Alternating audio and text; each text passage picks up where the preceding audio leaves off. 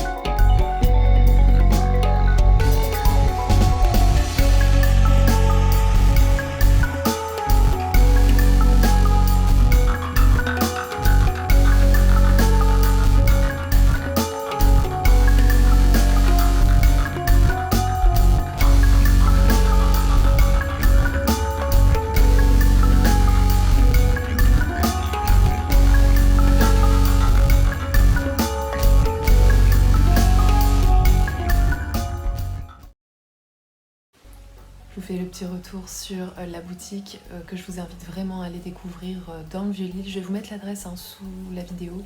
N'hésitez pas à aller jeter un coup d'œil parce que comme vous l'avez vu, c'est une ambiance qui est très sympa, très réussie pour moi. Qu'est-ce qu'on peut en dire en dehors de ça? L'ambiance est super réussie. Du coup, il y a des vêtements, il y a surtout des petits objets un peu vintage. En fait, c'est vraiment vintage, hein. C'est pas de l'ancien comme on peut trouver dans des antiquités par exemple, c'est vraiment des objets de récup. Moi je trouve ça très sympa, très chaleureux. Au niveau des prix, par contre, il y a un peu tout en fait. Au niveau des objets, vous êtes sur entre 3-4 euros et 60, 100 euros pour vraiment des beaux objets. Il y a des cadres anciens, il y a de tout, hein, vous l'avez vu sur les images.